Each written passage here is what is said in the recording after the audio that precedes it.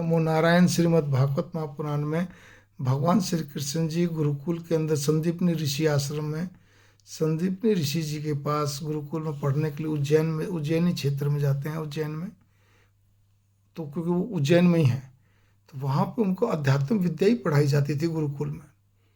और वो क्योंकि एक बार जो सुनते थे वो उनको कंठस्थ हो जाता था, उनके मन मस्तिष्क में बैठ जाता था।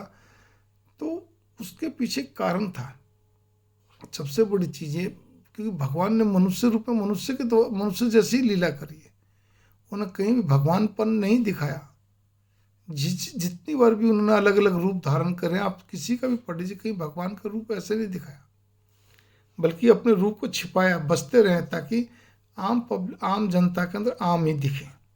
कष्ट भी सहा, सब कुछ सहा, सब तरह की उन्होंने एक तरह की, देखो मैं भगवान होके भी, लेकिन जो मनुष्य रूप में आऊँ तो मैं काल के अधीन हूँ। मेरे साथ जो भी कुछ हो रहा है वो मेरे कर्मों के हिसाब से हो रहा है। मेरे कष्ट भी हैं, सुख भी है, दुख भी, सब कुछ। यहाँ पर आता है, उन्होंने सुदामा नाम के एक मित्र एक लड़के से दोस्ती करी।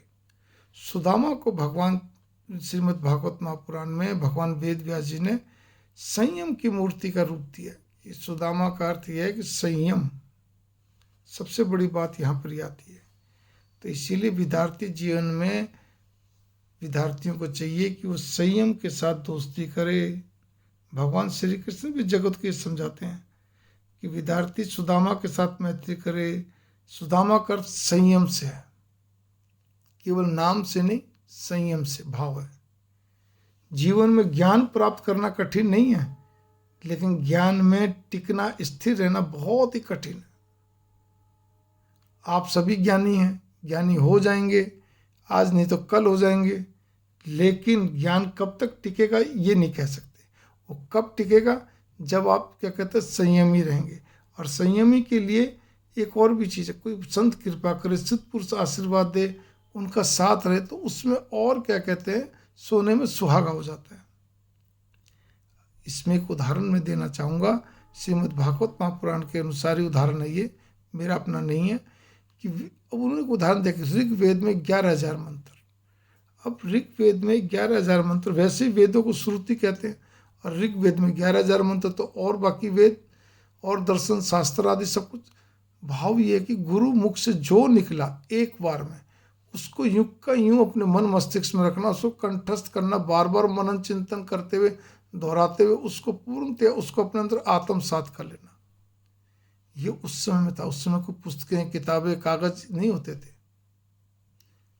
ये कब होता था, जब क्या कहते हैं कि व्यक्ति, विद्यार्थी जो कि त्रिकाल संध्या करता हो, गायत्री जप करता हो, ठीक है, जो क्या कहते हैं पूर्णतः संयमी भाव से हो, सुदामा रूप हो, तभी ठीक है।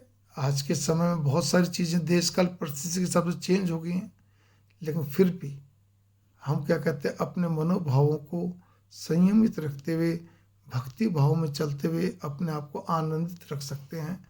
इस चीज़ पे हमारे को चलना चाहिए। ओम नमो नारायण। मेरा भी प्रयास ऐसा ही चल रहा है। भगवान कब कृपा करते हैं, बहुत आशा के साथ लगा हुआ हूँ।